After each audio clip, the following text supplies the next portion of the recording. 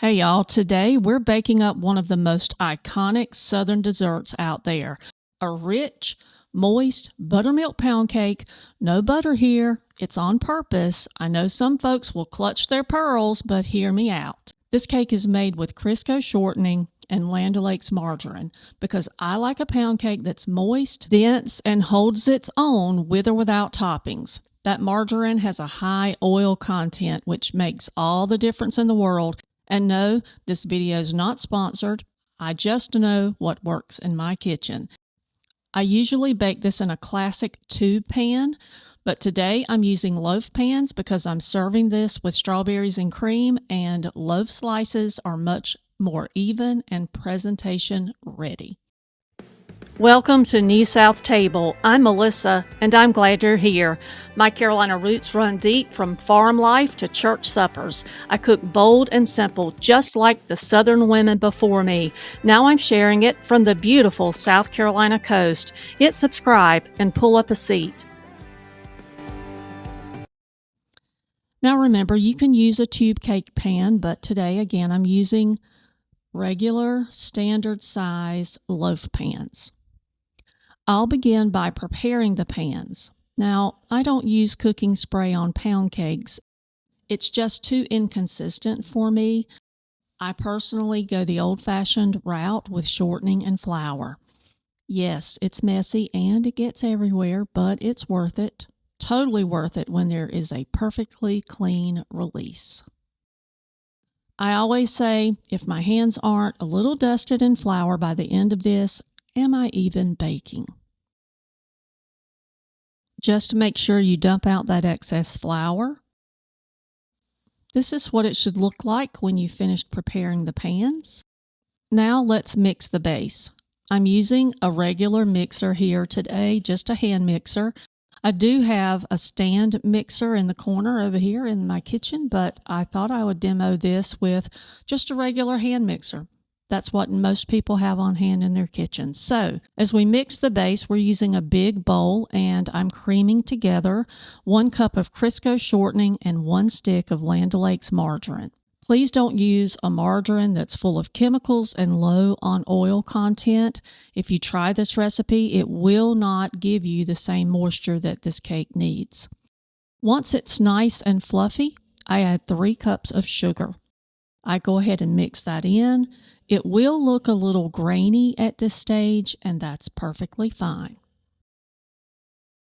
Now it's time for the eggs. I'm using 5 large eggs. I add them one at a time, although let's be honest, sometimes 2 jump in there together. Just mix it all in like nothing happened.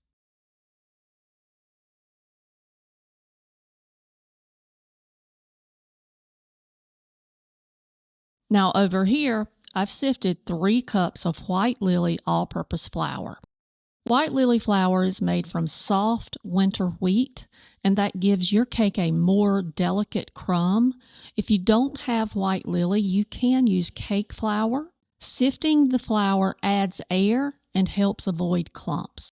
To that dry mixture, I will add 1 teaspoon of baking powder and 1/2 teaspoon of salt. Then give it a whisk. Again, it's not sponsored, but I am very loyal to White Lily for a reason.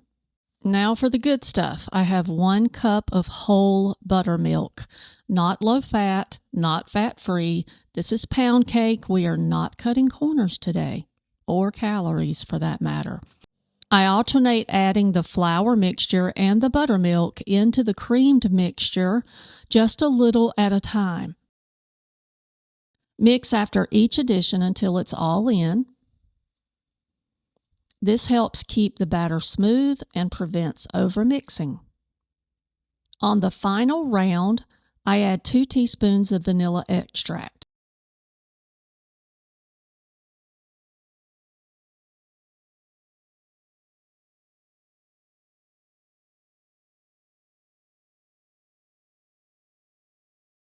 You can switch this out for almond, lemon, or even maple, but around here, vanilla is the go-to. I'm scraping down the sides of the bowl to make sure everything gets incorporated.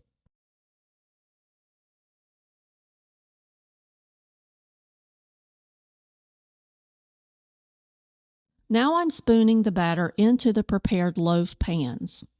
I smooth out the tops and give them a little bump on the counter just to knock out any air bubbles. I've got my oven preheating at 320 degrees, a slightly lower temperature that gives the cake a slow, even bake and helps avoid the dry edges. These loaf cakes take about 45 minutes to an hour, but every oven is different. If you're using a tube pan, you might need a little more time. I always use a skewer to test the center. If it comes out clean, they're done. Now let's talk about this crumb. It's soft and moist with just the right amount of density. When I break it apart, it's tender, but it holds its shape. It's not dry, it's not crumbly, just pure, rich Southern pound cake like it's meant to be. This cake's good enough to serve on its own. But today, it's the base for strawberries and whipped cream, and let me tell you, it holds up beautifully. Thanks for baking with me today. If you like Southern recipes with real technique and real flavor, go ahead and hit that subscribe button and stick around. I've got plenty more where this came from. See you next time.